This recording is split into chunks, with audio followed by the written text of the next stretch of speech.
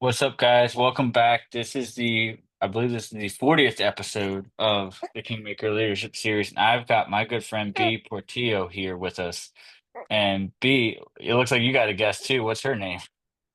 Layla. That's Can't see Layla. her. Yes. No. So B, why don't Yeah. you kind of kick us off here? You and I have been in the community a similar amount of time, but like kind of what got you here? What got you into real estate investing in the first place, and how did you get started?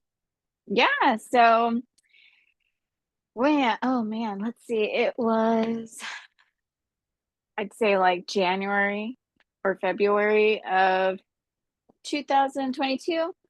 And husband was doing insurance. I was a stay-at-home mom. And we were just kind of like, all right, what's next? Um, well, we listened to Grant Cardone a lot. And when we were listening to him, he introduced to someone, Brian Page, who was doing like the B&B formula. And so we thought it was interesting. We're like, oh, okay, cool. And once we, read more about it, we're like, oh, this actually sounds really interesting. Like, we should probably do it. Okay.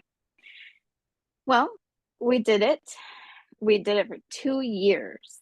And in that, we don't ever want to do it again. Because basically it's Airbnb arbitrage, So that's what right? the B&B formula is. Yes. And so, you can go and lease places, and from there you just sublease essentially for short term. And we got a house. We got a house like in wine country, um, out there in the hill country with all the vineyards. And we are like, okay, cool. Well, it was simple. We got all the furniture, we furnished it. Hubby had just retired from insurance when it started. And so we got it rocking and rolling. We were doing great. And then we got a tenant who was wanting to come in every week, just during the week, like Monday through Thursday. And we're like, yeah. And he did it for about a year and a half. He lived out of Houston, and he would come up for work out of Johnson City. And so, kind of places in Texas. And so he's like, yeah, this works out perfect. So for a year and a half, we had him Monday through Thursday, which was great. So then all the weekends would be booked, but separately. And so no matter what, we had someone there. After a year and a half, he got married, and he actually left his job. So during that week, we didn't have anyone for like quite a bit. And we're like, okay, now it's no longer paying us. Now it's just kind of paying to maintain itself.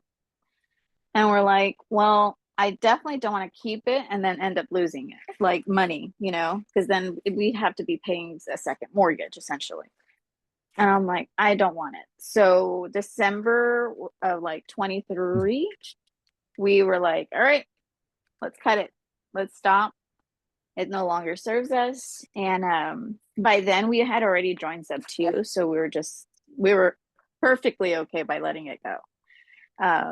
And so that was kind of like our first venture into real estate, right? What we thought was real estate because, yeah, no, joining SubTo, holy cow, we didn't know shit back then. Yeah, vastly different experience, huh? Yeah, we didn't know anything back then. So I was like, all right, now this is completely different. And yeah, I very much so am happy that we don't have that anymore. And we outsourced everything, we didn't have to go in and clean it ourselves. I think maybe a few times, maybe. Um, and I say my husband, right? Because he's the one who really maintained it. And it was pretty cool. The person who did any type of like construction work or, faucet leaks, anything like that, that would help us with maintenance, he lived next door. And then the cleaning service, she lived next door. So literally anything, alarm, Wi-Fi, it was literally the person who lived next door. So it was really cool. It was a really tight little neighborhood street, and everyone knows each other. So it was perfect. It's just, yeah, there wasn't as many bookings. Essentially, we kind of learned that the hard way. It was like, yeah, it it kind of fades out after a while. It was perfect when it worked until it didn't. And once that vacancy rate goes up, you're like, ah, shit, dude. Now I gotta like fill this. Yes, yes, definitely. That's why I was like, okay, we're done. Before entering the new year, I was like, that's it. We're not taking this with us. So what did that look like? Did you have a plan to go into something else into that new year? Because you said that was December 23. So I joined Hmm. Sub 2 in January 24, which probably would have been about when you and I would have met, like January, February of 24. Um, yeah, we met around that time. I actually joined SubTo, was it like July of 23? And Hmm. so I was in it for a while before I actually like, I mean, man. Yeah, so I was in it for what, good 6 months, 5 months before we actually got rid of it. Um, but yeah, I'm trying to remember the dates. Yeah. I forgot your question. What was it? So did you have a solid plan going in? Because like, you'd been in Sub 2 at this point for call it 5 or 6 months. You and Mhm. I met a month later. By that point, you were already a TC. But did you have a plan to transition out of that Airbnb arbitrage into what you were going into next? Nope. I have no plans. Like literally, I think everything we've done has totally not been planned at all. Especially, I just know that when I got into SubTo, I wanted to TC so bad. We had just paid for the SubTo, so we didn't have enough funds to like pay for. I think a month later, top tier TC came out, and we didn't have enough to pay for it. So I was like, okay, well, I'll do something else to keep me busy so I can kind of work my way to get in there. And until then, I mean, literally, it was just about making connections. So, make like networking, right? Like, actually, just getting to know people in the community. And I'd say for about 7 months, 5 to 7 months, because there was a transition period. All I did was underwriting, and I freaking did not like it. I know it's like a necessity, but I do not like it. And I mean, now that people, bring me deals, and I'm like, oh man, yeah, I totally, totally get that. But at that time, I was like, this is not what I want to do full time. This is not it. Like, I get it. I get the understanding, meeting the people and everything else. But I was like, what my goal was just, I want to be a TC. I don't know how I'm going to get there. I don't know when I'm going to get there. And there were times where I'm just like, damn, man, like, is it even going to happen? Like, I want to do this so bad. And one of the main reasons was because I wanted to help my family. Like, hubby was working 6 days a week, door to door knocking, sales, security systems, and 6 days a week, almost what, 17 hours a day. And I was at home, and it's like, I felt like, okay, I need to contribute because I want him home more. And I mean, eventually, I made the simple connection of entering a contest for a Clifton string, and I got picked. I got picked. I won the contest. I just put in my email and I got picked. I got the free connection, and they introduced me to my team leader, who's now almost a year later, still my team leader. And so since then, I've been TCing. I was like, yep, I'm done with underwriting. Of course, I still do it, but when I need to. But TC was just it. It was like all the way. And since then, I mean, I've had like, okay, I definitely want to reach this place in my life. However, as far as everything else, I mean, we've moved 6 times in the last 2 years. You know, we are, I mean, we RV'd for 2 years. And then after that, we moved 2 years, like 6 different places for 2 years. So in these last 4 years, it has not been planned at all. Like we're just going through the motion, just kind of saying, all right, God, like we're leaving it up to you. And the other day I actually mentioned, I met with a friend. She's also a TC. She's an owners club, Adriana Pena. And I was like, kind of telling her my story and just sharing our experiences. And I was like, holy cow, we've done so much shit. We've had so many adventures. Like, I went back to my husband the same day and I was like, I am so sorry.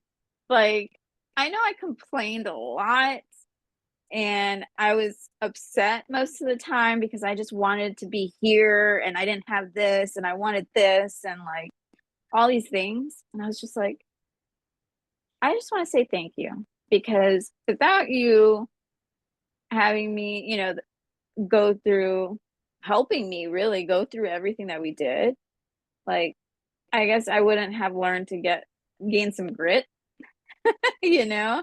And just the adventures that I get to speak about, right? That I get to tell other people and share with others. Like we've done so much. Like I didn't realize it until I actually like sat down. I was like, oh yeah, wow.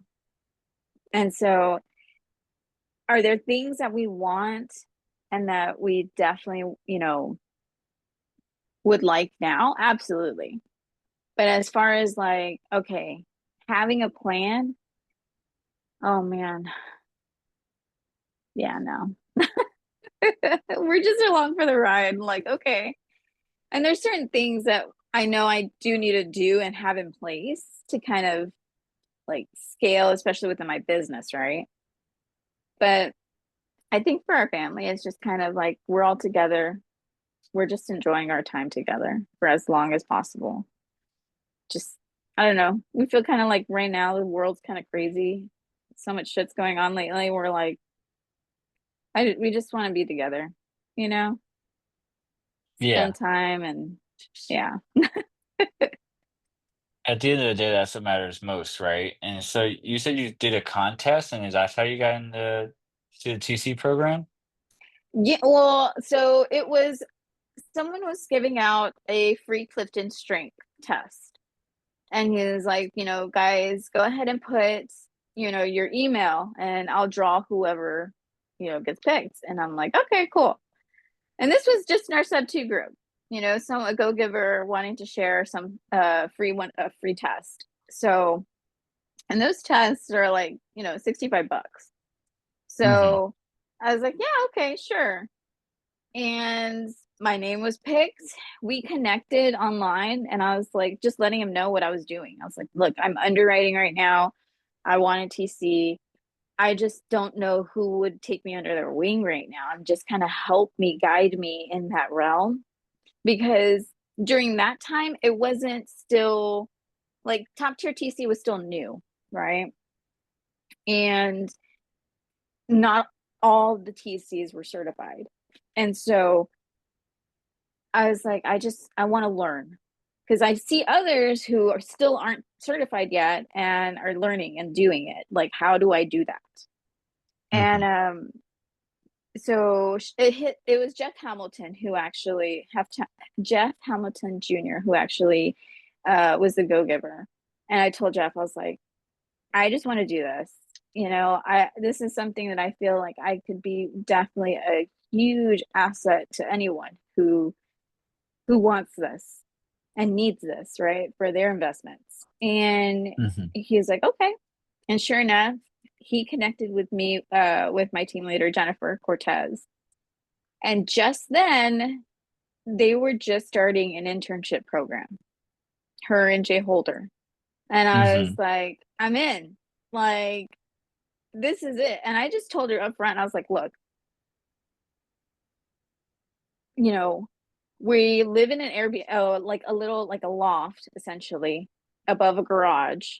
At that time, I was like, look, this is where we live. At the time, we were in Houston.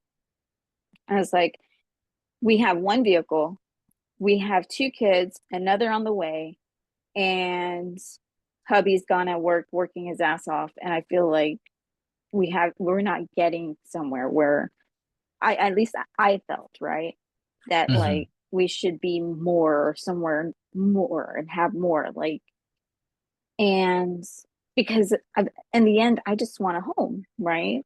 And hubby's worked his ass off. I mean, and we've had a home, we've had the house, we've had the vehicles. I'm talking like the nice home, the nice vehicles, you know. I mean, we've had all of that, and we gave it up, right? Because we wanted to just live the simple life. Hmm. And so, but I told her, look, this is now it's been quite some time, and I'm ready to kind of just have something stable again. And I want to help my husband. I want to make sure that he's not stressed or having to work too much. Like, I want him to be here with his girls. We got 3 girls. You know, I mean, I want that. And so I was like, tell me what to do. I'll do it. I'm not the type that's, like you, because like I don't know, maybe the Hispanic me, right? Ponte a trabajar. Like, we need to work. We need to get this shit done. Right. And Hmm. so I told her, I was like, tell me, mold me into what you feel is best, so that way I can be the best for you and help you in your company, because that's what I want. I go, I'm not looking for just a shortcut into doing my own thing. No, I'm going to be here. I'm going to be here for a long time, and I'm going to help support you and what you need. Like, I'm going to give you my word. And that was one thing for sure. Like, I told her, I was like, I don't play games. I want to make sure that the work that I do is is valuable, right? That's the main thing, is like that connection with people, that, hey, I'm not just doing it just for money, but because I feel like it's actually going to help others, but it's also going to help me most of all, in some form or fashion, right? Hmm. And I told her, I was like, I mean, just tell me what to do. I'll do it. I'm here. I'll start right now. Like, I'm ready. And she was like, okay. And this was like in February. I the first one I was the one of the first people in their first internship that has stayed. And throughout the entire time, I think maybe one other person out of like their second internship group has stayed. And like, we've had 2 others from a few others, right? But I've been the only one and the consistent one, like, there. And I told her, I was like, whenever you need something, let me know. Like, do you need help here? Like, enough to where I am her backup. I'm like, hey, if you're out of town, let me know. Like, what do I need to do? Like, what can I do for you, for your clients, like, to help them? And so Hmm. I've proven myself, I hope. And so definitely, through the program, of course, and through the company itself being top tier TC, I was able to get that as well. And so it's been an adventure. It really has, because this amazing team that I've been with, Finish Line, I mean, man, I feel like they're literally family, amazing group of investors themselves, and TCs and operators. And like, man, it was like the best thing. It really has. Even having, after going on leave last year, and then coming back for, I think it was gone for about a month and a half. And, after having baby, postpartum blues kind of kicked in, and hubby was working, and I was just like, I just need someone. And they were there, and they really just helped out so much with just being there for me. Um, and so every time that I'm just like, hey, how can I like repay you guys back? Like, I just want to make sure I give the same amount of value, courtesy, and just appreciation. Um, Yeah. and so, yeah, I don't know. I probably went off on a tangent from your question, but yeah, no plans. I know that there's certain aspects that I want to reach within my business now, that I'm like, okay, I made I made some money last year, but now I want to actually make money this year, right? Um, with everything, having three girls now, it made me and my husband Sergio realize a lot. So I feel like I'm just gonna be ranting off to you this entire time, Well, like you're like my therapist or something. well, that's what you have the floor for. But I mean, I think Like, to one of your points that you made a little while ago, Sub 2 does a really good job of bringing out the best in people, and I had a similar experience to yours where I didn't realize all the things that I have done and things that I've accomplished until I mhm. started telling people. You know, Yeah, like when you and I had a connection call and you're like, "What have you done?" I'm like, "Oh, I don't know. I've been self-employed for like 13 years and I've had this business and this business. I moved across the country this time and then I moved out of state again this time and then I did this and I did that." And people are like, "Bro, that's a lot." yeah, yeah, You know? And to me, I'm like, "It is? Like, you yeah, sure? Like, you mean yeah, that?" yes. But, to your point, you're like, "Damn, dude, I didn't even realize I had all those adventures." Hmm. And I think that's what surrounding yourself by good people does, because it A, made me realize how much I've done, how much I've accomplished, where I am, where I'm going, and B, it also brought me back into my faith too, which was a big deal for me and now for my girlfriend currently. Yeah, absolutely, definitely. I know now. So going back to like realizing what are like all that we've done, I'm just kind of like, okay, why am I not doing more? I'm like, I don't know if that's the right way to think of it. I'm like, I'm ready, ready, especially this year. And whoever can tag along, I mean, man, welcome. Yep, it's just getting as much done as you can, and, like, I think what Sub2 does a good job of is kind of, like, having all those people around you, they're independent accountability partners, right? Like, you might tell me something that you're going through, you might say, "Well, these are my constraints," and I'll be like, "But are those really constraints?" Right. And kinda make you rethink that, and you're like, "Shit, wait, this might not be a constraint," you Yeah. know? And then I think too, at a point where I think for a lot of the time I was always like thinking like it was bad and that I was just kind of like almost embarrassed to talk about or like say or share. But then when I actually did share and speak about it, I was like, oh man, it wasn't actually the way what I thought it was. Like in our heads, we Mhm. think it's something completely different and it's not. I think It's it's way not at all. worse. Yeah. We think it's way worse. And we're like, oh, wait, no, no, that was actually okay.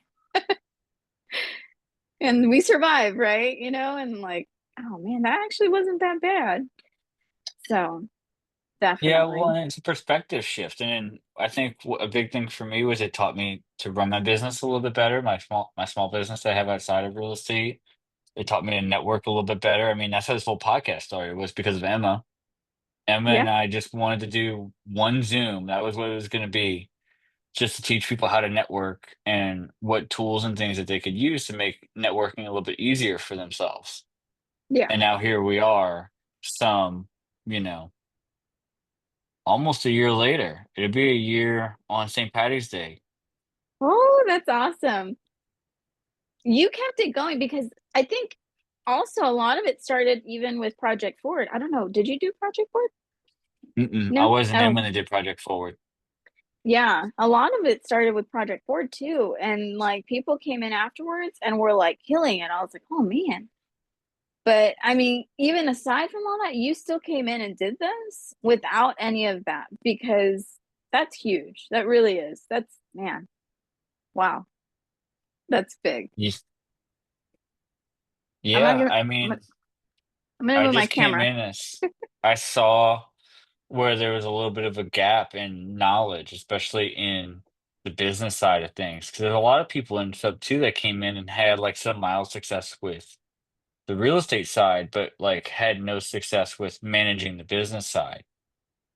Right. And last year, when we went through a really rough season in small business, I pivoted. I actually went back to an old friend of mine and sold a consulting gig for 4 months that actually helped keep me afloat through the slow months.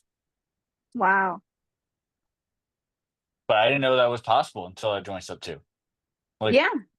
who would have thought? Like, you would wanna pay me to consult for you? Like, that's crazy. Yeah. But that's awesome. And that's the thing too that I'm so surprised that like nobody really knows about, right? Like we stumbled upon this through YouTube. And not even me, my husband did because I mean, that's like what he looks into so many different aspects, right? Something that I would have never even thought about, even I would even be interested in watching, right? Because It's the I guess, salesman in them, that's what it is. yeah, absolutely. And so he was just kind of learning and watching it. And I'm over here doing my thing, and I'm looking and I'm listening. I'm like, oh, that sounds pretty interesting. And so I'm like, we should like give a call and see about, you know, what it's about. And next thing I know, we're just signing up. I'm like, okay, we'll figure it out. Like, but no, it really has been life changing. It really has.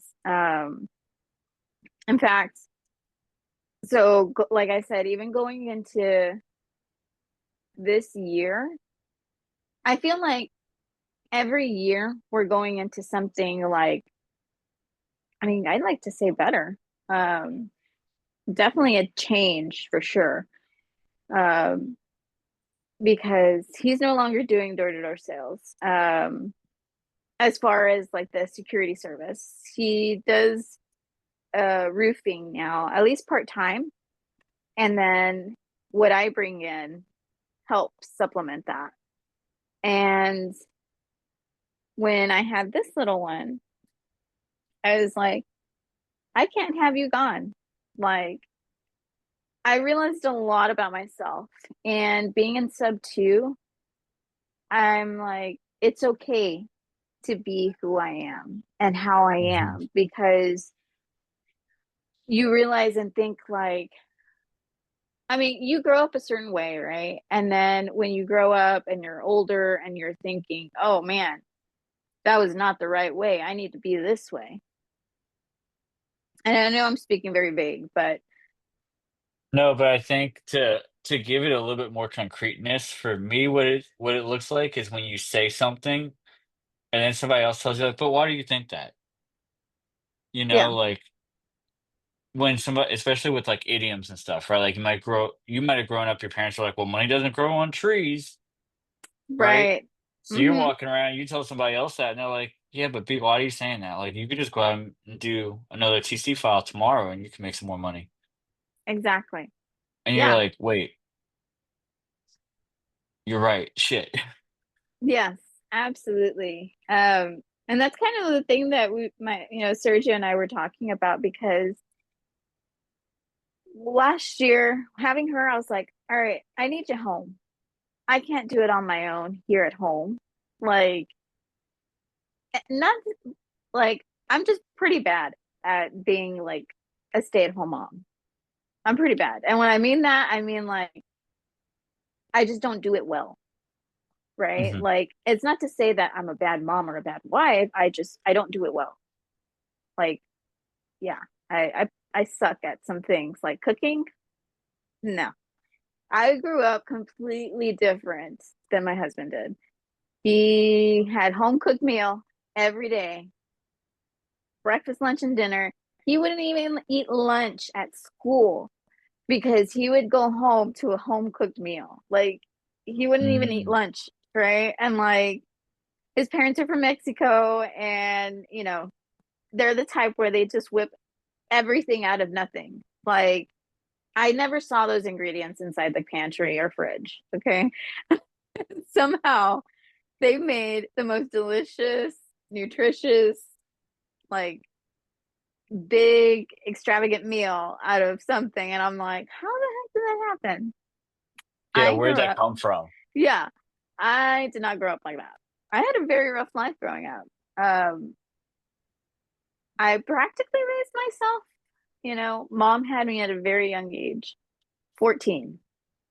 and don't know my father. And um, I grew up with my grandmother, except she was working three jobs, and so I pretty much was alone, either with her, and the time that I did spend with my mother was like the most terrible times of my life.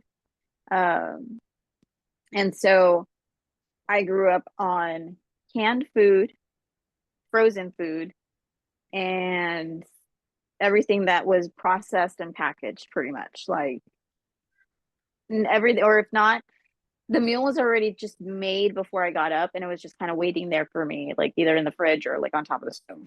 And so like I Mm. was never really shown how to like make something, and like there was just a lot of abuse and in my family, that it's very separated, very, broken, and to the point where I was the first female in my family to graduate and go to college, actually, you know, break the cycle of abuse, right? And so, did I have a wild time and a wild, life? Heck yeah, I didn't know better, especially after high school. Um, and so I'm so glad those years are over with, though. um, but all of that I'm saying is that I wasn't grown and molded into the stay-at-home mom type, right? That is very nurturing and very loving, and what can I do for you? Very giving, and a lot of times there's a lot of moms who aren't that way, but still provide some other sense of like aspect of a mother, right? So I just didn't have Mm. one.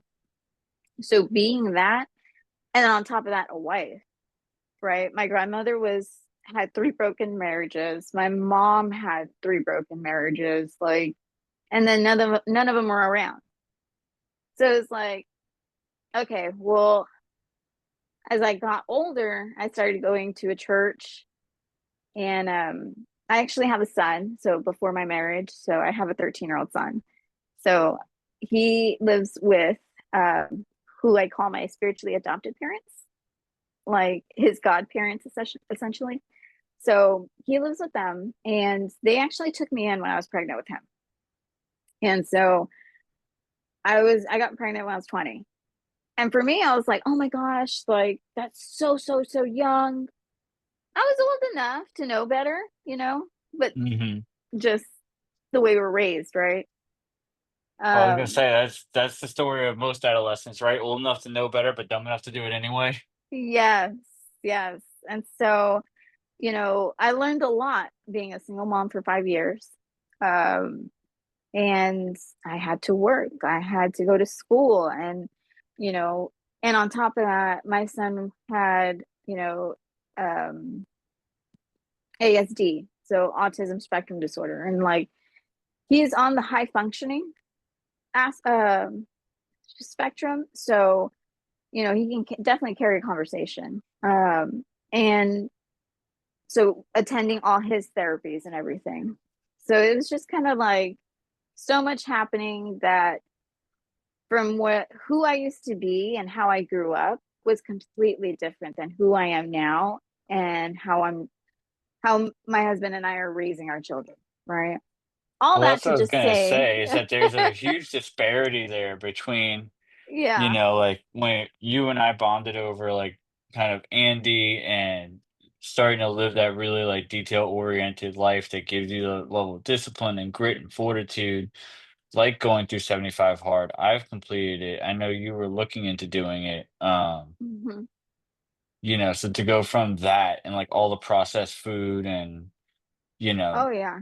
the lack of attention and to detail and whatever, to go to this where it's clean, it's healthy, and it's total and it's structured. It's like that's not a narrow chasm to cross. That's very, very wide. Oh yeah. In fact, I don't think I ever like going from that, and then even from like products, right, that you use on a daily self, like your shampoos, you know, definitely switching that over, like non-toxic items, household cleaners, things like that. I'm like, I would have never thought that who I am today, like, oh, is a complete different person, like non-existent to the who I was, Hmm. almost 10 years ago. Um, and yeah, so with that food, I mean, my husband helped me a lot. He really helped me understand. He's so patient. He really is. And he helped me understand, okay, these are the different foods. I grew up in San Antonio, Texas. I know there's going to be people out there that say, like, oh, San Antonio is not that bad. Their school system, it's not that great. No. Like, I mean, I'd say like at least 8 out of 9, like 8 out of 10, you're going to hear someone say something like, well, what's that? No, I've never heard of that. And it's something that's very high level that's not common in San Antonio. And so he really sat me down. He helped me learn a lot of things about nutrition, and just kind of, because I mean, we learned together too, right? Like, and with that, he really does a better job. So we decided that this year we both just let go of our egos, and he stay home and I work full time. And this is now after what, we're going on almost 9 years of marriage, 10 years of knowing each other. Like, finally coming to the realization of like, okay, what are we good at? What's our good our skill sets, right? He's good at just everything in general. Like, he he's made money, right? Like, he loves it. And he's also great at cook. He's just great at everything. But for me, he explained it to me this way. As a CEO of a business, right? Your family is your business. And also, like, as part of like our faith too, he's like the head of our household. So as the head of the household and the CEO of a business, he told me, he's like, I'm not putting you in the position to thrive for our family and for yourself. He's like, you're you're not good at like staying home with the girls and keeping them active and like, making meals. It takes me 3 hours to make one meal, or like trying to get out of the house and be active with the girls. I was like, well, what do I do? Like, I didn't have anyone to kind of show me to be outside, and so I was just always inside by myself. Grandma was at work, mom was somewhere else, dads weren't around, uncles, were either working or, with their other family. And it was just kind of like, okay. And so we actually sat down. I was like, you're right. I do love what I do.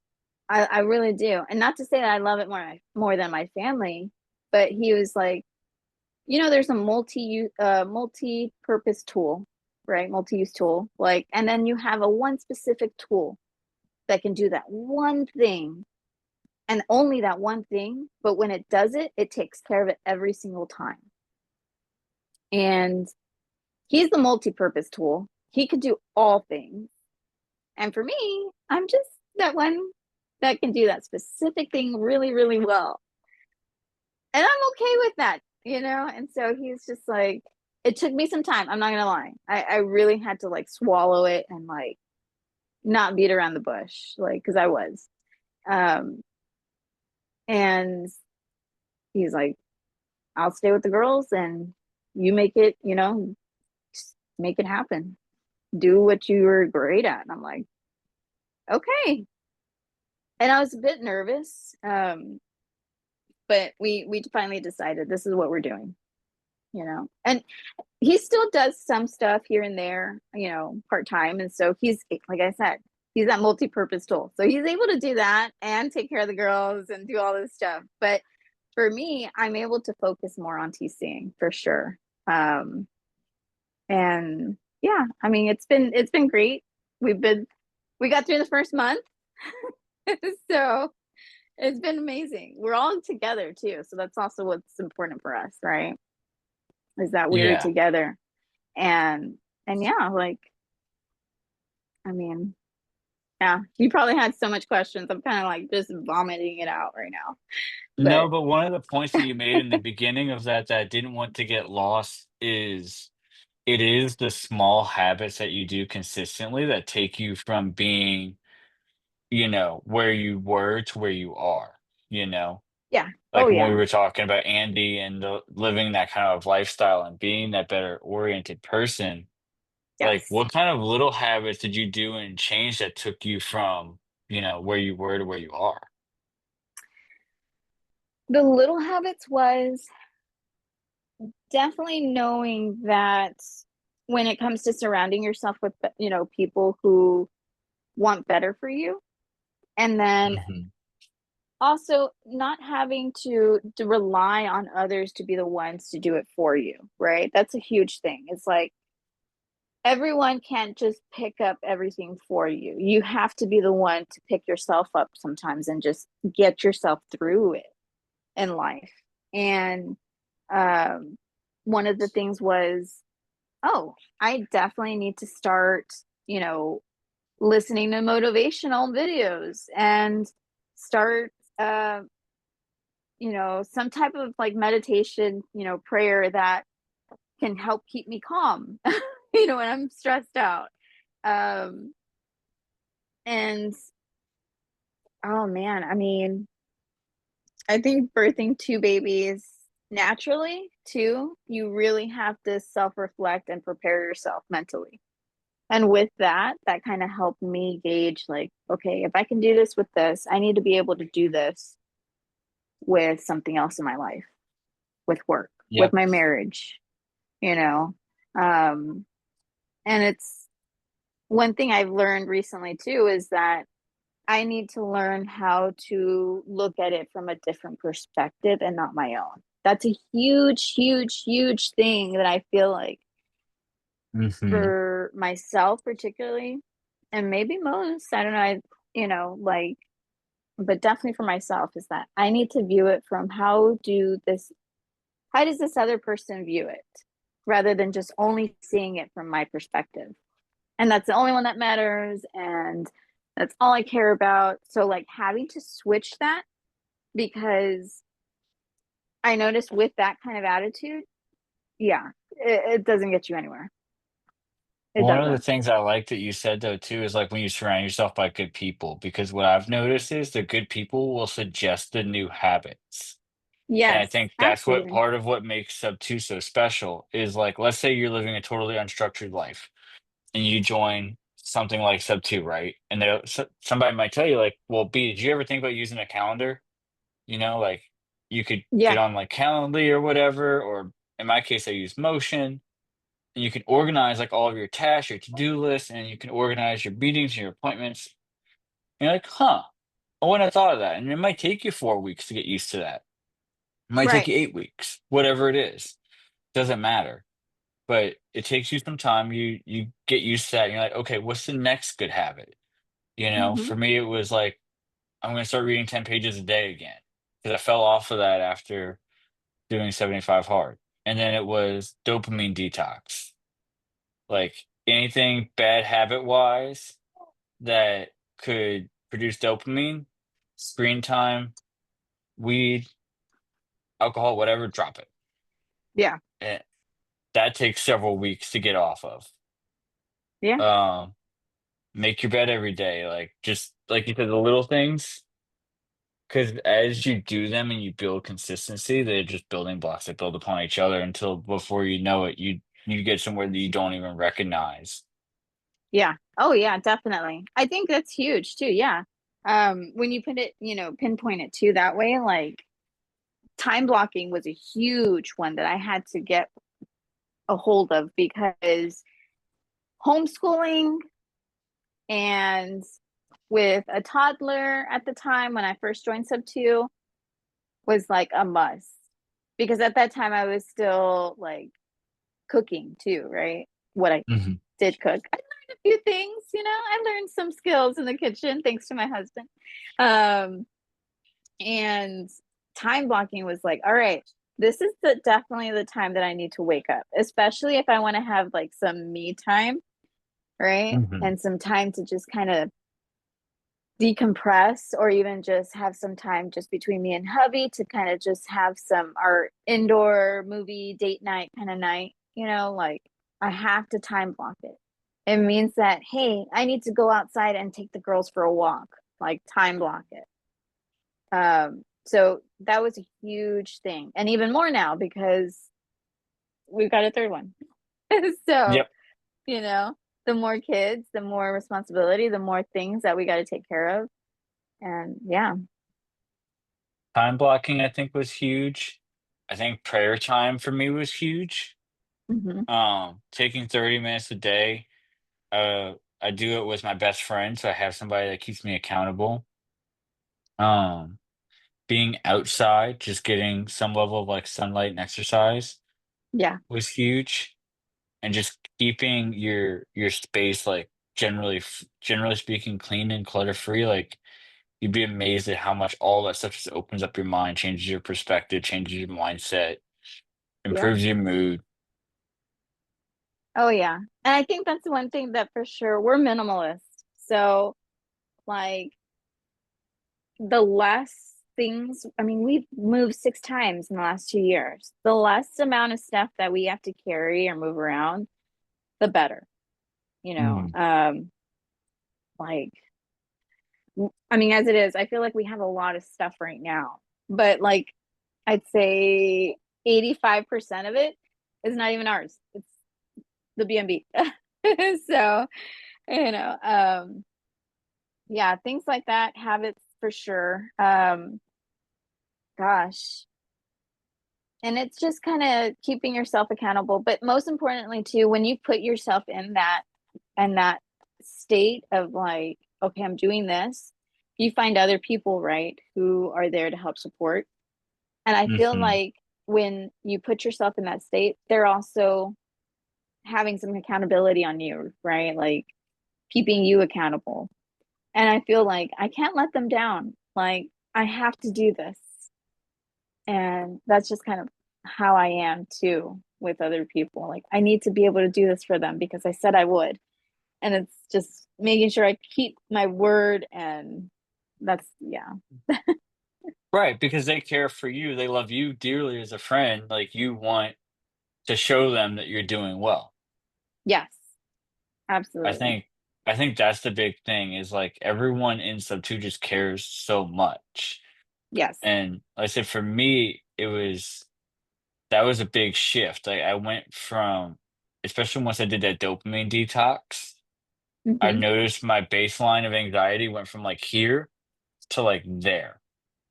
Like, Yeah. "Oh, most things are fixable. Not everything has to get done in a day. I don't have to respond to every single text message that comes in every 12 seconds." Like, huh. Yes. Yeah. And they're there to And really, I mean, there's other people, so you don't have to know every single thing, right? Because like even in business, it's like this is where you come together and actually like collaborate about business and life. yeah. And because you don't have all the answers, right? We don't, I sure as heck didn't. And then coming into this, and I was like, oh my gosh, wait, you mean that it's okay for me to work full time?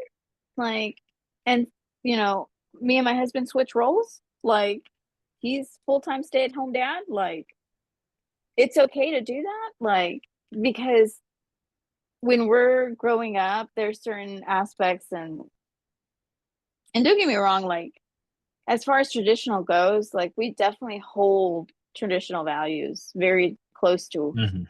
our hearts, right? And so that was a huge thing, like that I had to really overcome, is that nowadays society has changed so much that we also have to learn how to adapt to where, okay, what were we given and what can we do with it?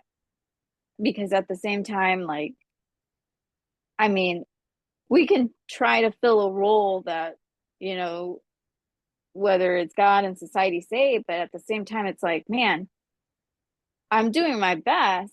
However, I feel like at the same time, and it's not to say that I'm going against God. I'm just saying, like, I really feel that God's the one who actually made me realize that, hey, you're okay to do this because no matter what, you're still there for your family.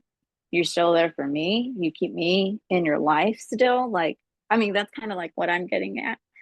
Um, and who cares what anybody else thinks or says, you know? I think that was a huge thing, is not caring what other people thought. Um, because I felt like, oh my God, like I didn't want them to think wrong of like Sergio or think wrong of like me, because that's all you see is like that's what's supposed to happen. That's what's supposed to be. But it's like, I don't think so. I think God wants us to be successful, right? In his own way. Yeah, Like, I don't think there has to be a specific way because of the way that society has made it to be. Like, I don't think there's a specific way, but I will say that there's correlations, right? That there's yeah, correlation, not causation, and so I would argue you have to build the good habits first, which right. is what we were just discussing, right? Like keeping a clean space, keeping a clean body, all Yeah. that stuff leads to you having a clean mind and a clean soul. Like if you can keep all that clean instead of doing, whatever things you're not supposed to be doing, Yes. um, then it just builds upon each other. It all tracks. Like Exactly. because you need to do that to lower the baseline anxiety to not be overthinking, ruminating, and stressing, you know. Right. Exactly. And I think that's what a part of it was too, because it's like, rather than focusing on how bad I was doing, it's like, hey, I can actually focus on something that I'm really great at. And I'm not as Mhm, stressed, you know? I actually, when I hop off my computer, time block, right? So the time that I'm done for that day and I go and have time with my family, I'm like, I get to enjoy that time, you know, mhm. and just be present. And that was huge. Um, and so for me, it's like that's kind of like what really I I'm I I had a hard time thinking that, man, but I'm a female. I'm a wife. I'm a mother. I'm supposed to be able to do all these things. Mhm. But in the end, it's like, oh wait, it's okay. There's other things that you're good at. Let's see how you do when just doing those things and making sure that, hey, there's collaboration. Like, people, you need the community, right, to help you. Like, you can't just do it alone. And that's one thing I've learned. You really can't. Whether if it's in No, and business, it sounds like you were family. never alone anyway, because like you said, you were in underwriting. Underwriting was not your jam. It Yeah. is vastly important. Underwriting and TCing are probably the two most important sides of any coin, right? Like Yes. in every deal.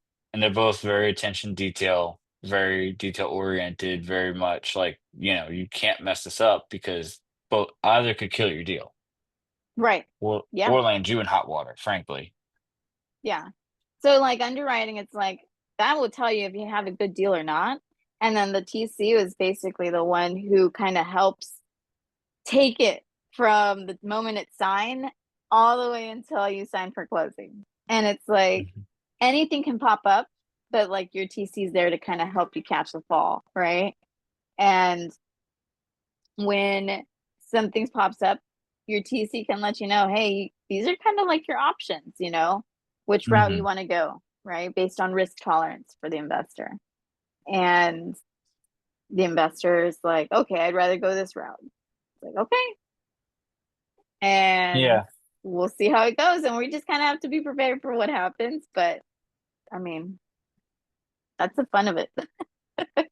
Well, and I think underwriting does that to some extent too, right? Because like unexpected things are going to pop up in your property and maybe didn't show up in an inspection or whatever. But if you built Yeah. yourself that proper safety net and that proper margin, like it's Yes. irrelevant. It doesn't really matter. You're like, okay, Oh, cool. yeah. I might make $100 less a month, but we're still making $400 a month cash flow.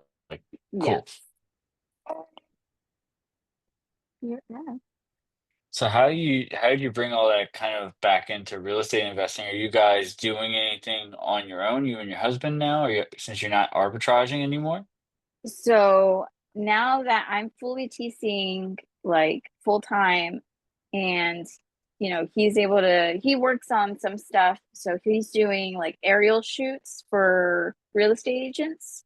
So he'll have the drone out and he'll take pictures from different aspects of the house for them. And so he's working on building his portfolio for that. For myself, I mean, of course, just TCing all the way. But recently, I've kind of found a new way for us to actually be like investors, right? Because investing is like having assets, making sure that you're putting your money towards something that's going to get you in return. Hmm. And I've recently been very interested in storage units. And so I've done the RV life. Would I like to own an RV park? Sure. But I feel like storage units would be first for me. That's Like, actually the same route we were going down. yeah. I'm actually looking at RV parks now, and I told you to join JJ's group the other day. One of the people JJ connected me with in his group is a fund manager that invests in only storage units. Oh, wow. Yeah. I mean, for me, it was kind of like, I think for me, I prefer this. I've done, uh, I've done things where I'm constantly in human interaction, but for this, I feel like, especially after arbitraging, I don't want to have to go in and like fix anything and like things like that. Starting off small, there's some things, but I think, like you said, building the right base for it, there's potential for it to be self-managed. Yeah. Well, I And think the so, thing that's important between the two classes that I've learned from speaking to fund managers on both RV parks and self-storage is that self-storage, the expenses are a little bit higher, which you wouldn't think, but yeah, they are just because of like utilities and like insurance and liability. things. Yeah. Yeah. So the exit multiples are different and the NOIs are different, but the amount of staff you'd have would be drastically reduced. So like, yeah, you'd be paying a bigger light bill and a bigger insurance bill, but like you could manage that whole thing with two people. Yeah. Like an RV park, yes, could you in some cases get away with managing it with two people? Maybe. Is it likely? Like, not really. Right. It's a lot of So, work. Yeah. For two people to manage it. Um, in fact, the RV park that we stayed at full time, it was the best RV park ever. I say that because it was just amazing. Like it felt like a close community, like none before. I used to think that like RV parks was like, what? There was this notion of like, I don't know, like you like a don't trailer have park. yeah, like you don't have money and you're basically homeless. And I'm like, I don't know. My husband's like, come on, you just let's do it. Let's just get rid of this place and just go out and venture. And I'm like, okay. And when we got out there, it's nothing but retired folks and people who have money, like work remote, families who Hmm. work remote, and just want to just be able to show their kids different places. I'm like, wow, this is totally not what it used like that idea that's planted in some, you know, it's not. It's Hmm. like completely different. It's really cool. It's But not trailer park boys. exactly, you know, but managed by it was owned by this couple, managed by this couple, other couple, and they did everything. The managers, the husband would he had a set schedule of doing everything that every week. Grass needs to be cut, everything needs to be weeded. Like he had a schedule going. Restrooms need to be cleaned Mondays, Wednesdays, Fridays. Like for their bathhouse, Hmm. and this was a lot like for 60 lot like pads, right? So they were always working, always helping somebody, even on off hours, right? Hmm. Like they're always like, okay, what's going on? There was a fire like a mile down from the RV park. And so they had to be sure that everyone was out safe. Like they're always on call. Like they don't get to be the ones who get to leave first or. Yeah. So um I'm guessing all that probably also played a factor into your decision to go into self storage. yes. Because like I Because I said, was even like, though those NOIs might be a little bit lower, even though those exit multiples might be like 2x instead of 3.5, like, you know. yeah. Oh yeah. The connecting aspect with people and around us was definitely like I loved it. But at the same time, I'm like, yeah, I don't want to be doing all of that. I don't see myself. I'd rather like mow my own lawn, no offense, than have to Hmm. go out there and if that makes sense. I know it's kind of cliche, but like, or I don't know, but I'd rather just pay someone to kind of take care of the lawn rather than going out there and doing it myself. Like, yeah, Yeah. And with for storage business units, speaking, right? you can still get some interaction. You'll get the occasional, person come in the Exactly. office or whatever, but it's not, like you said, nearly as hands-on. Yes. And that's kind of like my experience. I mean, my son actually, he actually helped work for the summer at the RV park. I mean, and there was always something. There's always something to be done. Hmm. And, you know, it's like I can definitely leave someone else in charge. However, it still needed like the approvals and okay, just I mean, I don't even know. I think that there's just like a lot more maintenance work, should I say, so for the RV park than for the storage unit. I mean, as far as what I can tell for the RV, I mean, I completely may be wrong when going into the storage unit aspect, but that's kind of like what I get from it. Anzie's saying that she has somebody that needs partners for a storage unit in Texas. Yes, I'm in Texas, So the born two of and y'all definitely need to raised. swap numbers. Absolutely. And, you know, and well, and that's the thing. So I'm on this thing where I'm like, I need storage units. Well, I that was want gonna be to my sell. next question is like you're going into this new year. We got all this time ahead of us. We still got 11 months left. What does Yep. that look like? Like how are you gonna get into storage units? What's your plan now? Right now, honestly, is just going and looking. I mean, I'm in a small town that's kind of like 45 minutes from like the actual city. And so on the way there, honestly, I'm just looking for like storage units. And I knew one perfect one, literally 83-year-old woman who's owned it for 20 years.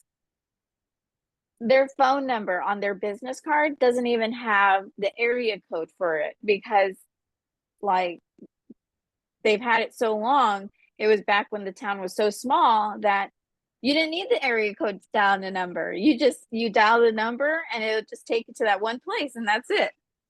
Hmm. And plus they're so small, I think 117 units. And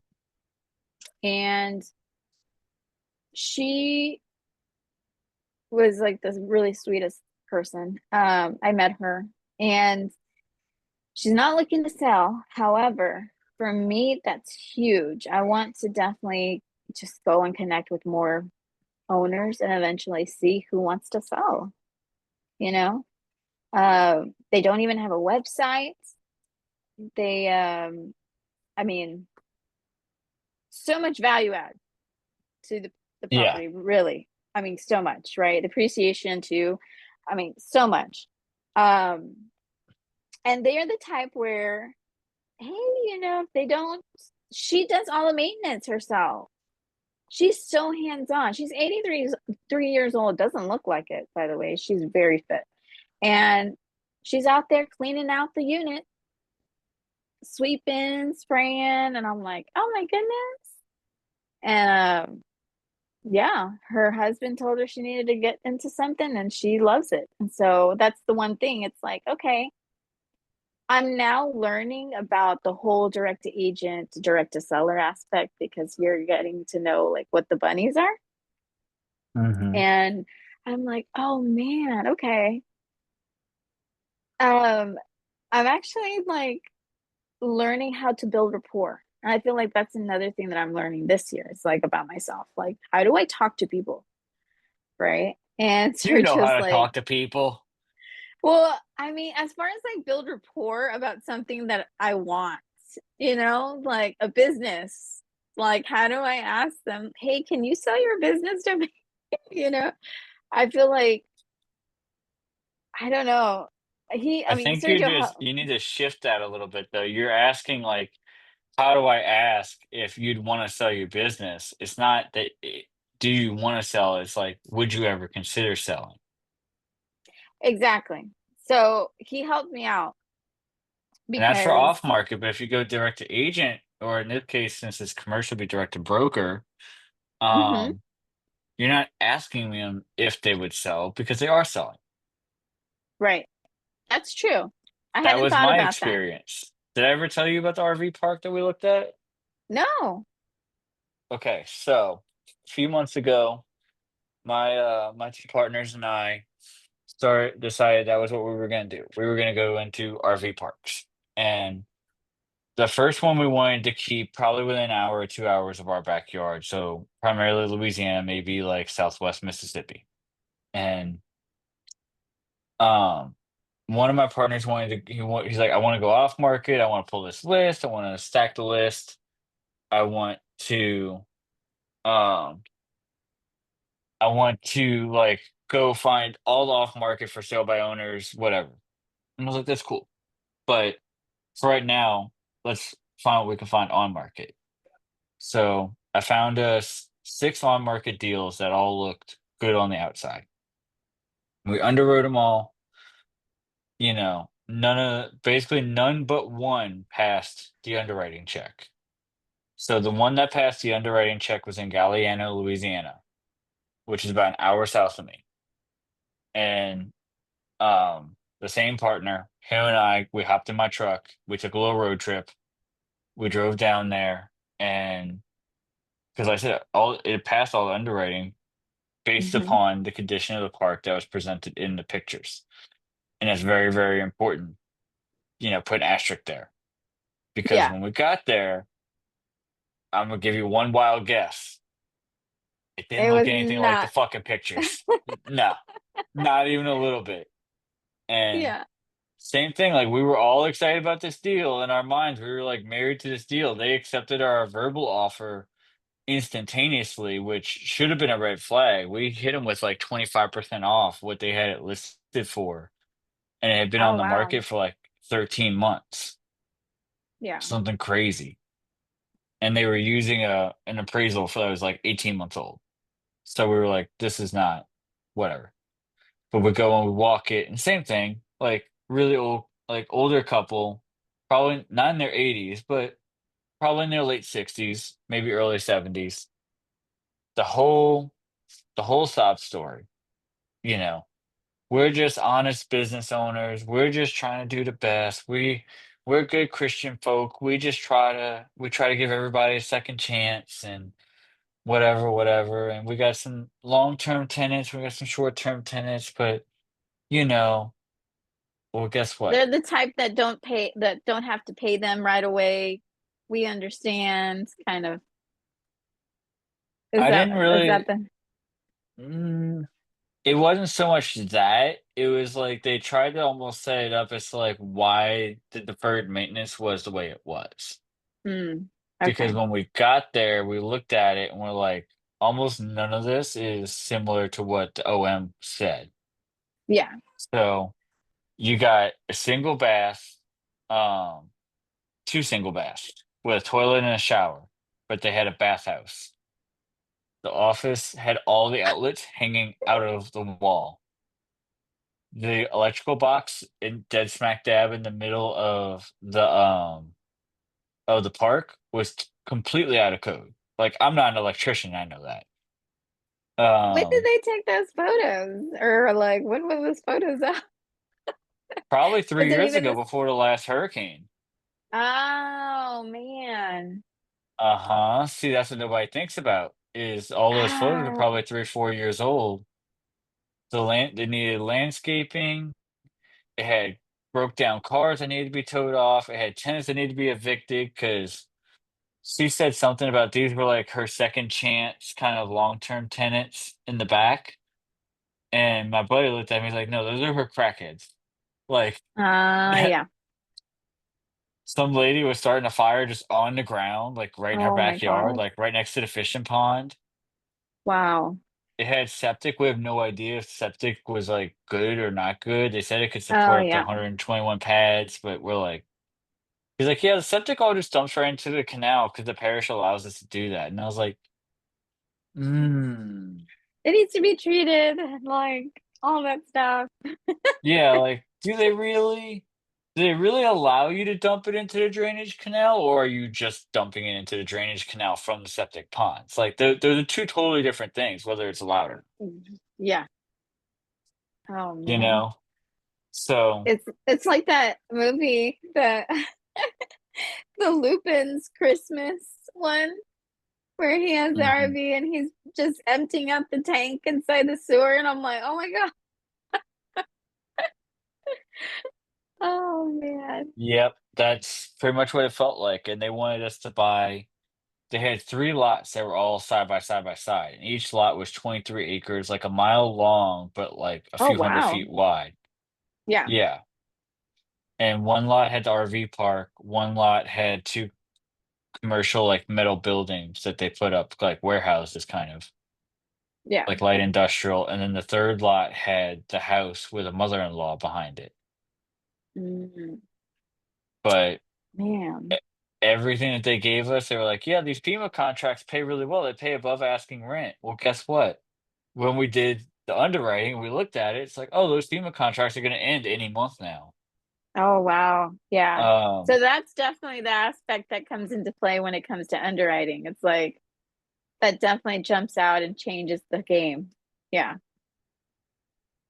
well, it's Wow. that, and I'll say, you know what else it was too was the town population was small. The Mm, work that was there that had some of the transient people coming through, like um like construction, a lot of those projects were ending in like 25, 26, and 27. So it's yeah. like, are we gonna buy this thing and then the town's gonna go from 6,600 people to 3,300 people in 10 years? Like we don't Uh, know. yeah. Very well That could makes have. sense. So Man. And so yeah, since then, we soft passed on it and we just kind of follow up with them periodically. The yeah. last I heard, so I said the owner had it listed for sale by owner. She had it listed with a realtor. She didn't sell it with a realtor. I think she had renewed that contract once. The realtor didn't sell it. When we found it was for sale by owner. Um, and she said that she did a whole bunch of work to the property. That's what she told TJ. That she Yeah. did everything. She did all this stuff, and she even raised the rents, and it looks much nicer. She did some landscaping and electrical.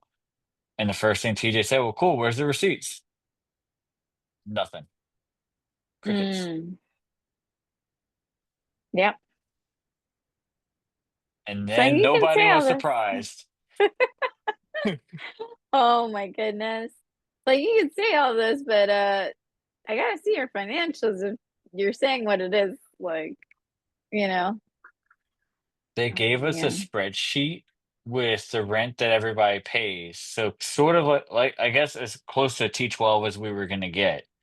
Yeah. And then just kind of underneath that in like these few rows, like 4 or 5 rows, was just like these are our expenses.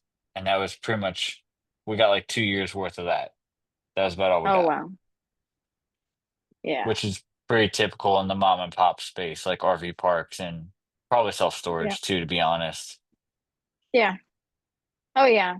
But you can definitely tell like their system. It's like, um, I know this one that I went to, her daughter keeps track of it, of the books.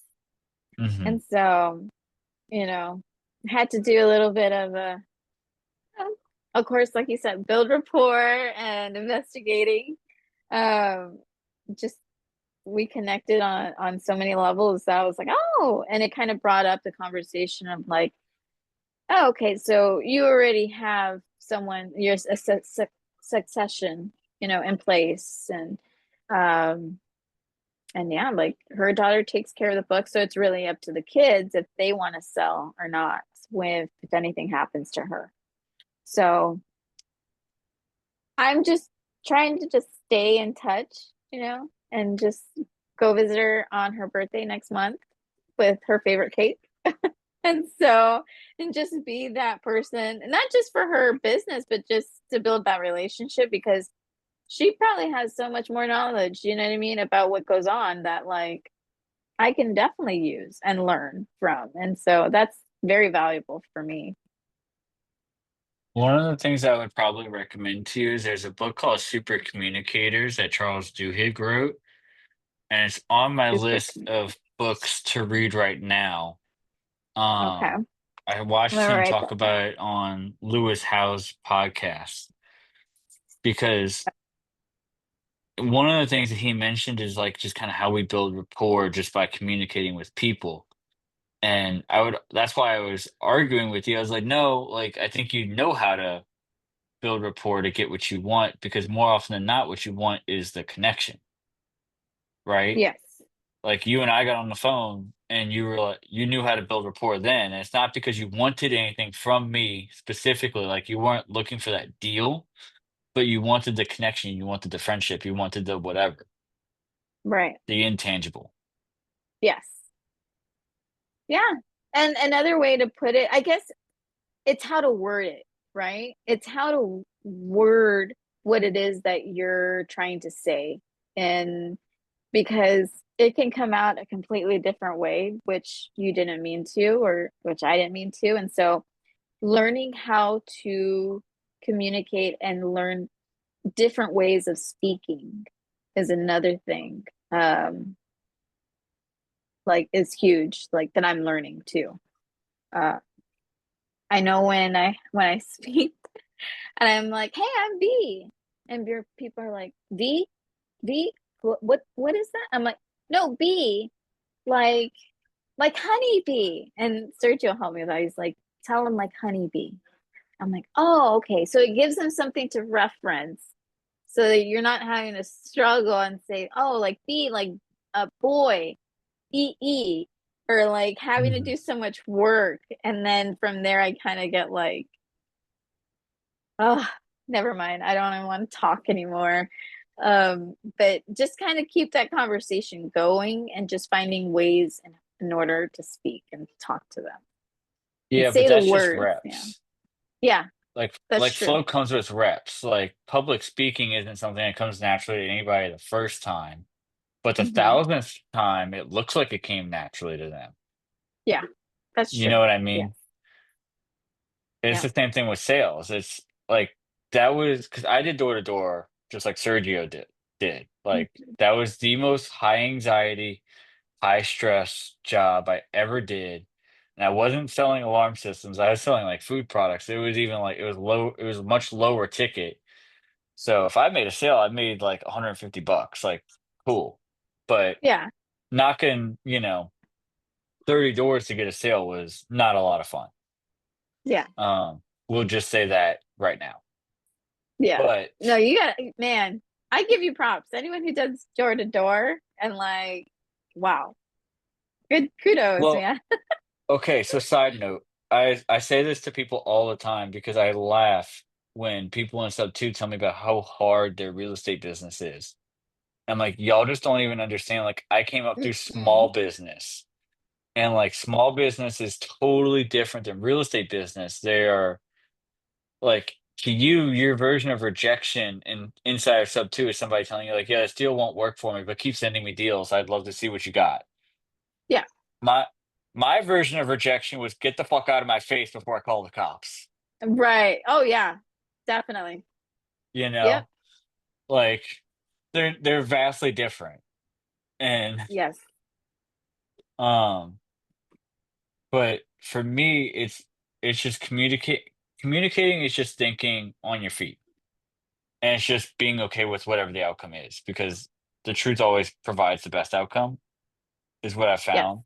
Jordan Peterson says that, and I find it to be very true. Like whatever Can I have that backwards whatever color? outcome comes from speaking the truth is the best outcome, in fact, Yes. even if it's less than favorable in the short term. Yeah. And so public speaking and and connecting and networking is pretty much just all the same. It's like you're just speaking with people in a way that you can connect with them on a relatable level. Absolutely. I'm gonna lift my camera up real quick. Yeah. Like Oh. for for me, B, what I do is I tell people all the time, like I just talk some shit. Can I have the And, boppy, please?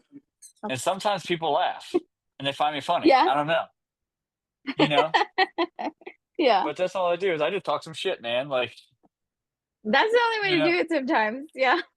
yeah, but that's just it. Is like you pull like you get some reps doing that and you find out real Thank quick you. like who your audience is and Yeah. where and who loves you and who hates you. Yeah. And you can kind of tailor it from there. Because sometimes, like I can still communicate with people that don't like cursing. I curse a lot naturally. That's just who I am. Like that's my personality. Yeah. I've mellowed out a little bit over the years, but like, you know, one of my best friends, one of his I was talking to him the other day and his wife said, "You kiss your mom with that mouth?" I said, "Yeah, I kiss my girlfriend too." I said, "What are you gonna do about it though?" Yeah. And she was That's just like, too "Well, I funny. don't think I've ever heard you cuss." I said, "Oh no, you have, Chris." I said, "You just don't remember."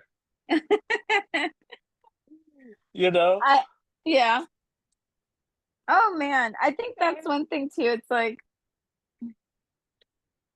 I it just naturally comes out sometimes. And I'm like, oh yeah, that's right. You don't do that. Sometimes some people that I talk to, I'm like, oh yeah, that's right. I think yeah. I've kind of gotten over that now where I'm like, oh, it's gonna happen, it's just gonna happen. Like, It's gonna regardless of who I'm happen. yeah, They know that you're human. You know that you're human. Everybody makes mistakes. You just keep rolling with it. yeah, it's gonna happen. And yesterday, in fact, we went to go look at some homes yesterday. And I was like, wow. And then my 2-year-old's like, wow. I'm like, oh damn. She's like, damn. I'm like, oh, okay. Yeah. So it Can't do happens. that. Yeah. Yeah, but so that's one thing I've been telling our freshmen on our NLLB team is it's just getting the reps in until you feel comfortable. Because once you realize that you're just having another conversation with another human being, the only difference is they don't happen to have any previous knowledge of who you are until this point. Yes. Yeah. So that's Thank why I like you. when Pace does his sales calls with agents, what he'll do is he'll call them up and he'll be like, "Hey B, so I saw you got this listing here on 123 Main Street. Why don't you catch me up to speed? Tell me what's going on with it. Why do you think it's not selling?"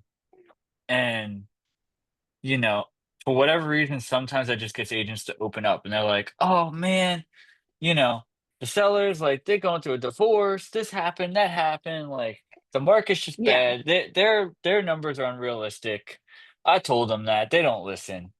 You Yeah. know, that's all you're trying to do is just get people to open up and talk about themselves because the one thing that everybody loves to talk about the most is themselves. Yes.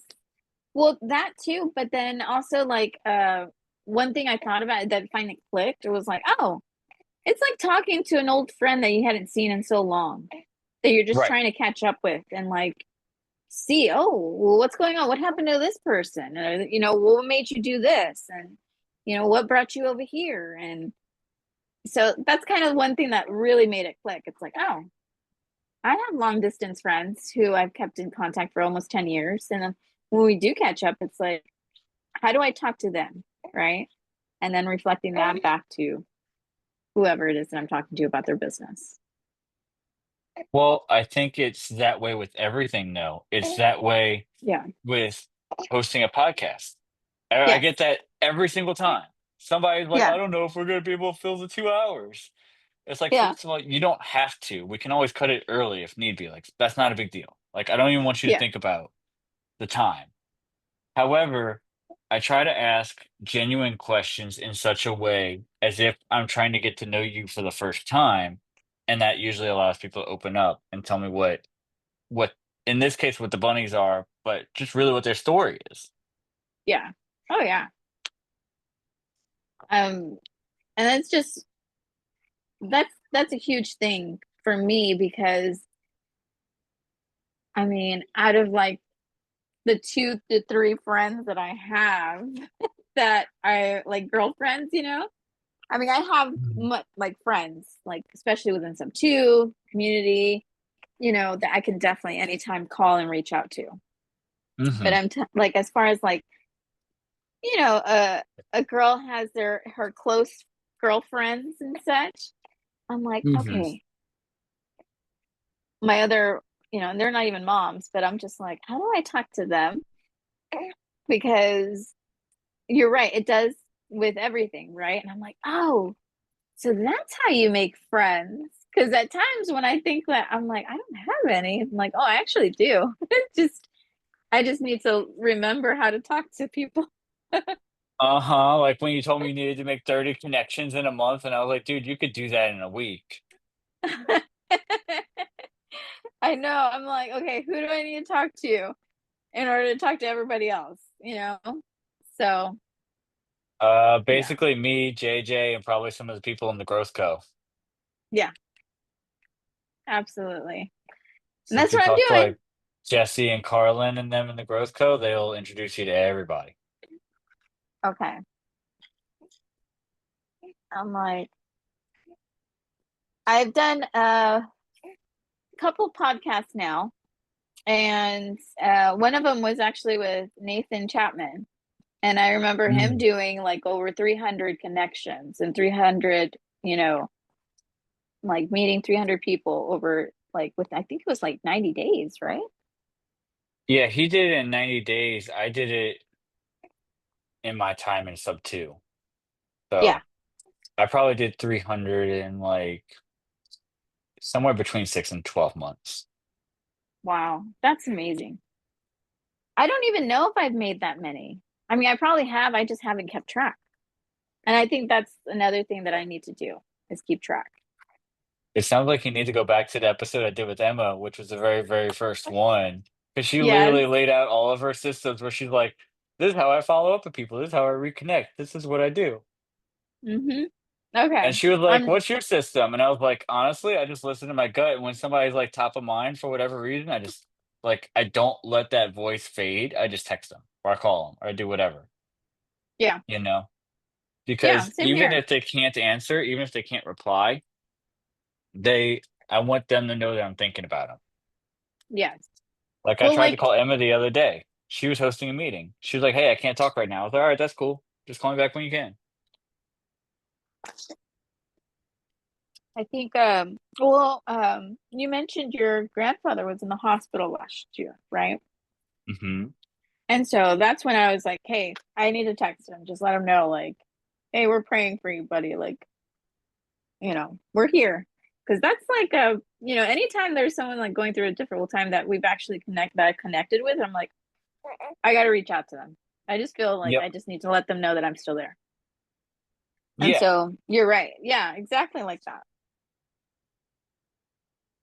Yeah. Cause and that's the other thing too, is like I was vocal about it, but most people aren't vocal about it, you Mm-hmm. know?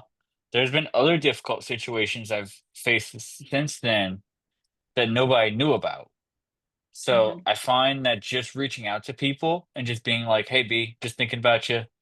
Just wanna see how you're doing. See what's going on in your life." Makes such a huge difference, and it goes such a long way. That's how you get remembered.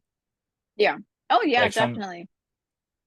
Some people are amazed by the little details I remember when we connect, and it's because I remember the details because they made the effort to make the connection. Yeah, absolutely. Yeah, I'm like, now that I think about it too, like it has to also do with that vulnerability, you know, Hmm. being able to have a little bit of vulnerability to make sure that we're able to have people there, because there's a lot of times where we can definitely get quiet and like not say anything, and then we're going through some of the hardest times, Hmm. and sharing that, I mean, that's the whole reason why, you know, after having baby and going through postpartum blues, like I literally reached out to my team and I was like, hey, I need help. And they were there. It's insane. I mean, it's not insane, it's just insanely awesome, right? Yeah. How amazing SubTo and the community and just people, genuine people, right? And don't get me wrong, there's some not so good people in there. I don't know how to put it nicely, but Well, but yeah. what I've noticed is they're few and far between, as opposed to Yes. most groups that let in a flood of them. Yeah. Oh yeah, definitely. They're much I mean, fewer and further between.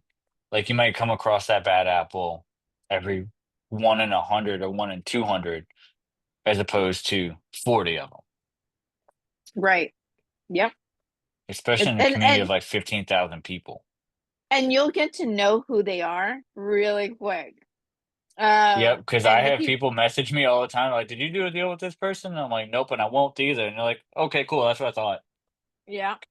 Hmm. Uh, it's funny. Someone was needing a closing in Idaho, and of course, TCs, we have the connections from the title companies and the attorneys that do all the closings, right? Hmm. And he needed a closing done within a week with title insurance. And it's like, okay, the companies that did do it aren't doing them anymore. I'm like, okay, well, I have one that will do it. They won't provide title insurance, but there's ways around it that I can help you with, that I Hmm. can help you get title insurance for it. And he's like, okay. And I send him my service agreement and invoice.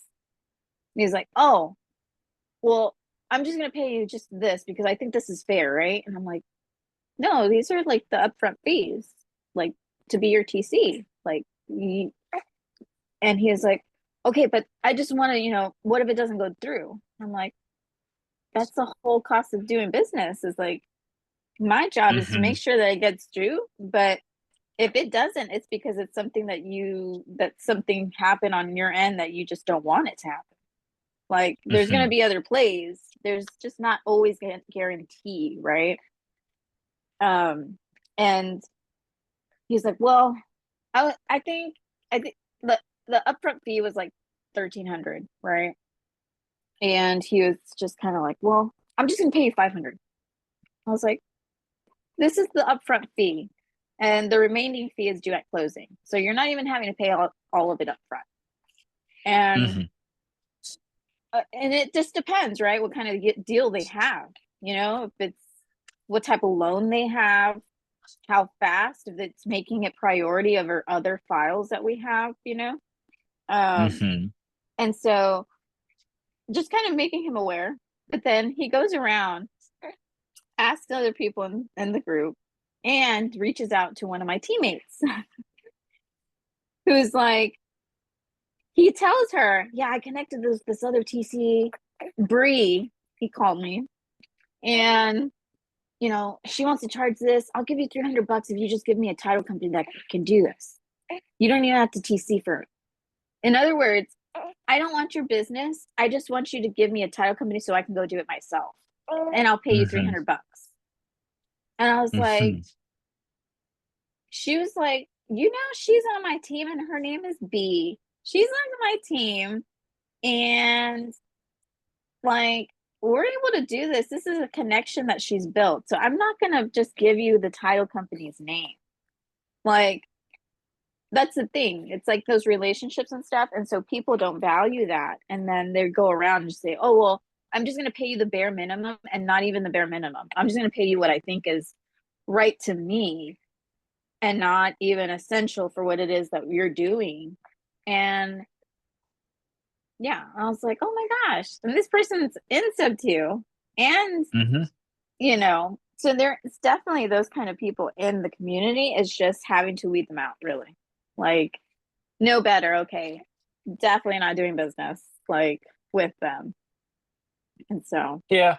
Well, and it happens. Look, like there's people that just don't want to pay the cost of doing business. Like I see it all the time in my small business. I was working the other day. I was delivering to somebody's house, and this guy catches me as I'm unloading my truck. And he pulled aside like him and his wife were walking, and they're asking me a bajillion questions, which is not uncommon, yeah. you know. So I answer all of his questions. He's like, "Well, how much?" And I said, "Well, that whole pallet right there that you see is about $360." Hmm. And you know, you're just a little bit expensive. And I looked at him and I was like, that should cost me about twice as much as what it did last year. So I really don't care. Yeah. Oh, okay. Well, do Yeah. you have a card? Yeah, you can go online and order. And that's it. Like, Yeah. if he orders, cool. But if he doesn't, like, I'm not gonna sit here and cry over not getting the business because he wasn't gonna value the service anyway. Right.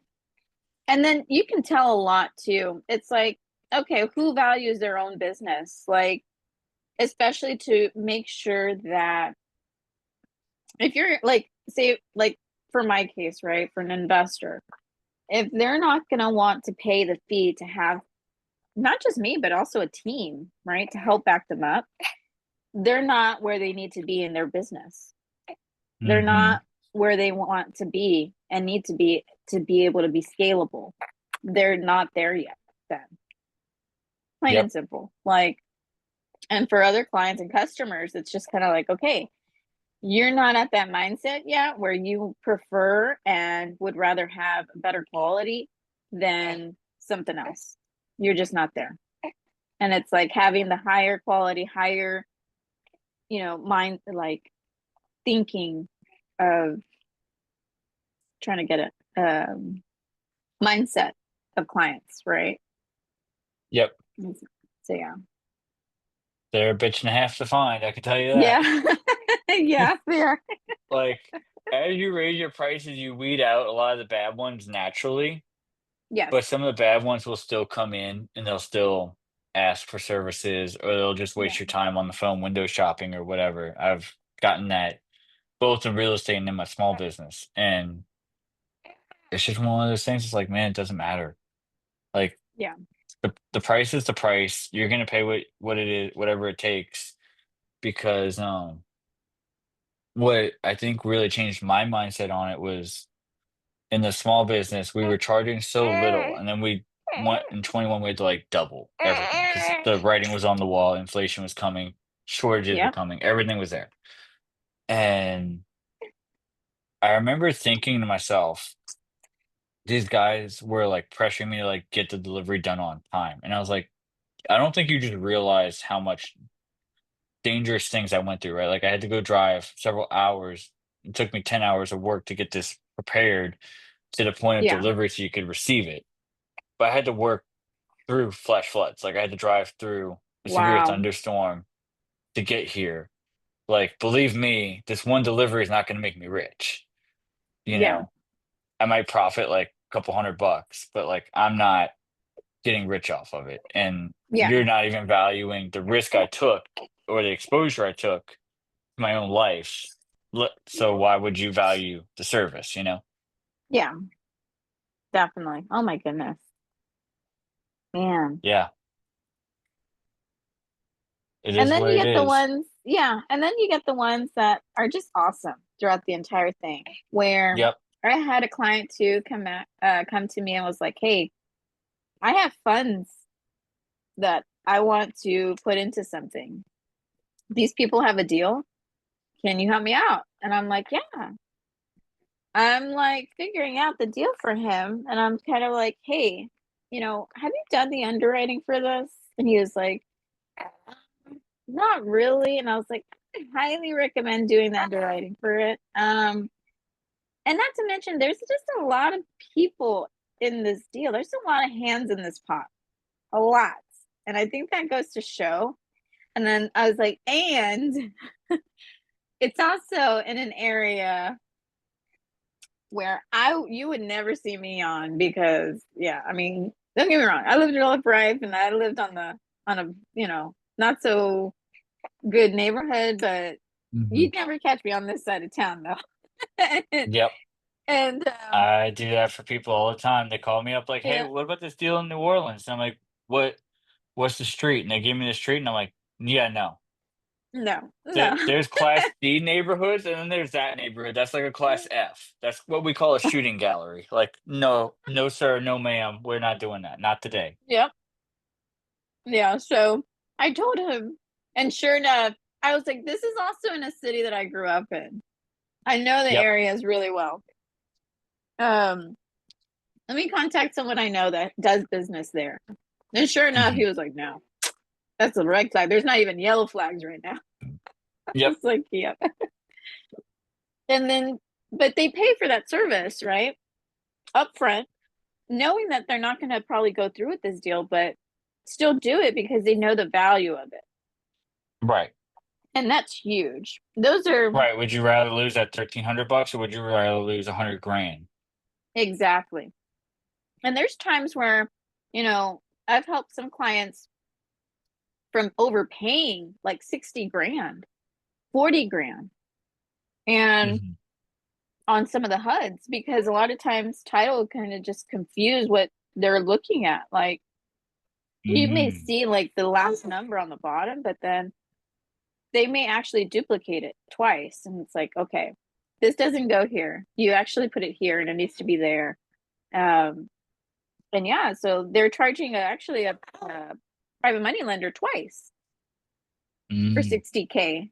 And I was like, that's $120,000. Like, no, they're only paying 60.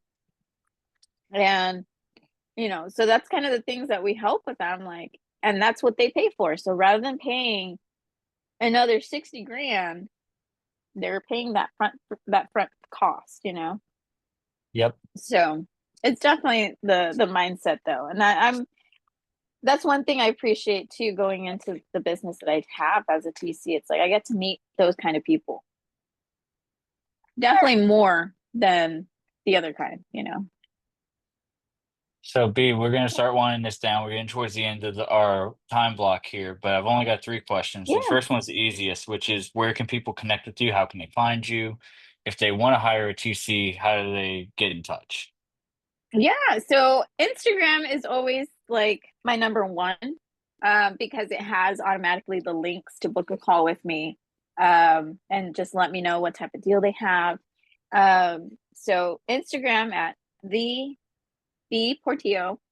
Uh, yeah, there. And then, of course, Facebook as well, but definitely my Instagram. And from there, it has all my links from my booking link, um, to our website as well, and it'll still lead to my information. Yeah. And then the So second question is, what is on the near horizon and the far horizon for B? What kind of big projects are you working on? What are you excited about? What are some of those kind of things? definitely expanding my TC business. So within Finish Line, eventually, just gaining more experience and building more within Finish Line. Um, so that's for sure. And then storage units. Um, Let's I'm go. actually I am so ready to see you do that.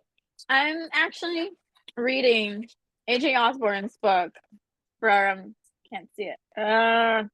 Growing Wealth in Self Storage. And Mm. so definitely it's called The Investor's Guide to Growing Wealth in Self Storage.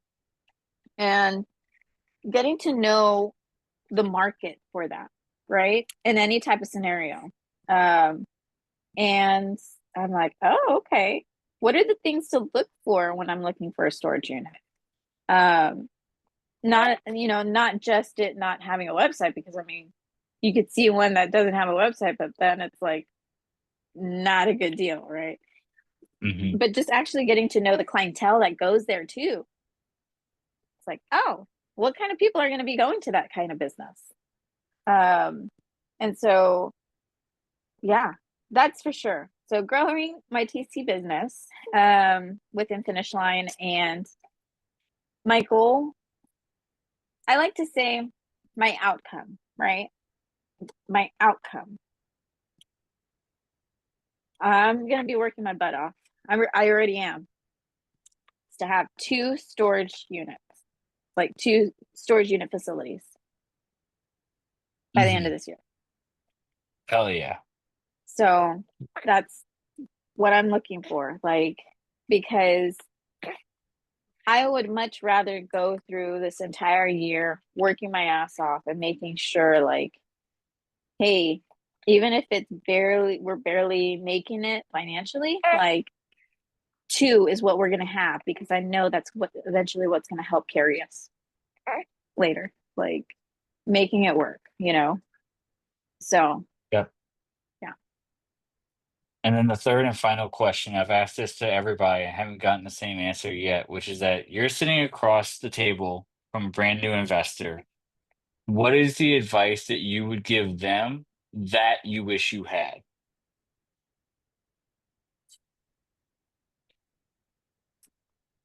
When I first started, You're sitting across the table from somebody that is first starting, so I suppose so. But just the okay. advice that you wish you had before you got into REI. Oh, don't do Airbnb arbitrage. Okay, I mean that's reasonable. Don't do Airbnb arbitrage. Definitely look into finding and connecting, learning more about buying a business, you know, because when doing that, I mean, I know that's definitely going to help get us to where we want to be financially quicker than slowly doing it one single house at a time. It's multifamily, it's commercial, is what's going to help get you where you want to be more, financially, versus just the single unit, single family home. That's that's one thing that I've learned, that you're starting out, oh, real estate, okay, great. Because one thing I've learned is that I even learned it listening to Sam and Marlon on the Think Big podcast, right? And Hmm. they talked about it where, you have to have, in order to even have it basically supplement your lifestyle, you have to make sure that it can supplement itself first, you know, where you're not Hmm. having to worry about, oh man, I have 3 or 4 properties that aren't making anything right now, that aren't cash flowing. However, you have all these other properties that definitely help cover that. So, and it's just kind of like thinking that way. And I'm like, oh, okay. So, yeah, definitely look into business, commercial, multifamily, all the way. That's awesome. I can't wait to follow up with you as we're going into the next year, as we go into 26 to see where you are on measuring at, like you said, their outcomes, right? The goal the Yes. goal has already happened. You just haven't reached that point in time yet. Yeah. Put it into action. Right. So, yeah, I'm excited too. I mean, shit, like we've done so much within just this last year and a half that I've been in SubTo, over a year and a half. And I'm like, okay, like we got this entire year. Let's do it. Like, let's Mhm. make it happen. So, yeah. And guys, with that, like I said, we will have to have B back on and follow up with her to see how her outcome turned out pretty soon. So with that, next weekend we will take the week off because they're doing Super Bowl. I'm sure there's probably some with an NOLB or Oh, whatever too. Yeah, gotta spend time with the girlfriend, man. It's a little important. yes, absolutely. I'm sure she'll love that. But either way, typically every single Sunday afternoon, 4 to 6 p.m. CST, we do these live so you can come ask your questions.